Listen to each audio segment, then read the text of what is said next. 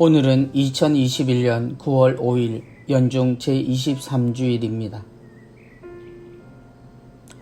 마르코가 전한 거룩한 복음입니다. 그때 예수님께서 티로 지역을 떠나 시돈을 거쳐 데카폴리스 지역 한가운데를 가로질러 갈릴레아 호수로 돌아오셨다. 그러자 사람들이 귀먹고 말 더듬는 이를 예수님께 데리고 와서 그에게 손을 얹어 주십사고 청하였다. 예수님께서는 그를 군중에게서 따로 데리고 나가셔서 당신 손가락을 그의 두 귀에 넣으셨다가 침을 발라 그의 혀에 손을 대셨다. 그러고 나서 하늘을 우러러 한숨을 내쉬신 다음 그에게 에파타 곧 열려라 하고 말씀하셨다.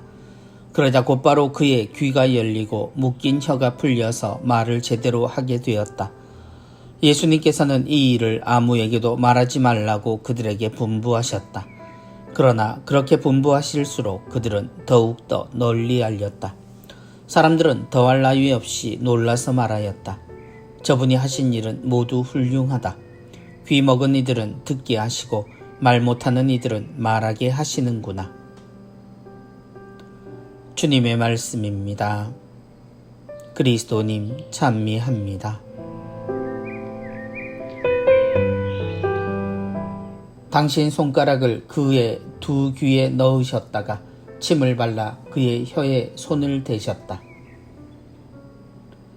청각장애인들을 만나 비언어적 소통이라는 어려운 말을 알게 되었습니다. 사람들이 소통하는 방법은 꼭 말이 아니어도 가능하다는 것이었습니다. 그러고 보면 아예 말이 통하지 않는 어린 아이들과 어른들은 얼굴과 몸으로 대화를 나눕니다. 일방적이라고 말할 수도 있지만 사실 그렇지 않다는 것은 가족이면 누구나 압니다. 때로는 말보다 행동이 알려주는 의미와 뜻이 더 클 때도 있습니다. 그런데 말이라는 대화의 방법이 없는 이들은 어떻게 해야 할까요?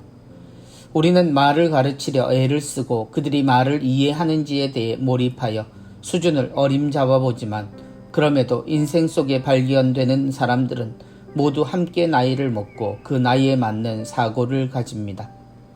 복음 속 예수님은 오늘 듣지 못하고 말을 하지 못하는 사람을 마주하십니다. 그를 데리고 온 사람들은 그의 처지를 주님께 알렸을 겁니다. 그리고 그 사람 대신 그에게 기적이 일어나길 바라고 청했을 겁니다. 우리는 기대합니다. 그리고 압니다. 주님이 그를 고쳐주실 거라고 말입니다. 그런데 이 기적은 그를 데리고 온 사람에게 응답하신 내용이 아닙니다. 주님은 먼저 그에게 우리가 알지 못하는 말로 다가가십니다. 우리 눈에 이상하게 보이는 주님의 행동. 꼭 그렇게 하지 않으셔도 한마디면 가능한 기적이지만 주님은 그분의 손가락을 그의 두 귀에 그리고 침을 발라 그의 혀에 손을 대십니다. 손가락으로 그와 대화하신 것을 우리는 알지 못합니다. 우리에겐 눈에 보이는 표시 정도로 취급되는 이 손가락이 그와 나누신 주님의 말씀이시라는 것을 말입니다. 주님은 그에게 당신이 그의 귀를 열어주시고 혀를 풀어주실 것이라는 것을 알려주신 겁니다.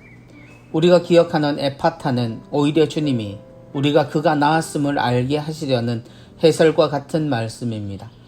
말씀의 주님은 에파타를 통해 그를 낫게 하신 것이 아니라 그분의 손가락으로 이미 그를 낫게 하셨다는 이야기입니다.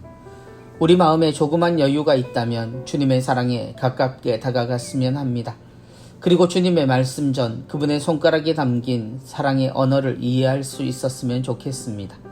우리는 모든 것을 다 가지고 태어난 아기의 시절 말로 이해할 수 없는 것들을 전해받았고 그것으로 충분히 기뻐했습니다. 우리는 그들의 모든 것을 통해 그들의 말을 듣기도 했었습니다. 기억하지 못하는 그들의 어린 시절을 우리가 기억하고 들려줄 수 있는 것도 우리가 말할 수 있기 때문이 아니라 사랑했기 때문임을 잊지 않아야 하겠습니다. 지금 우리가 하고 있는 것들로만 모든 것을 이해하고 판단하는 우리가 아니기를 바랍니다. 우리는 서로가 무엇이 부족하든 상관없이 사랑할 수 있는 존재들입니다. 오늘 하루 에파타라는 주님의 음성보다 그분의 손가락을 기억하는 우리가 되었으면 좋겠습니다. 그리고 정말 그 사람에게 필요한 표현으로 그를 대할 수 있는 사랑의 모습을 표현할 수 있으면 더욱 좋겠습니다. 주님은 사랑이십니다. 아무리 생각해도 그 말 외에 다른 말이 가능하지 않은 분이십니다. 그러니 그분의 사랑인 우리 역시 그렇게 사랑하는 주일을 보냅시다.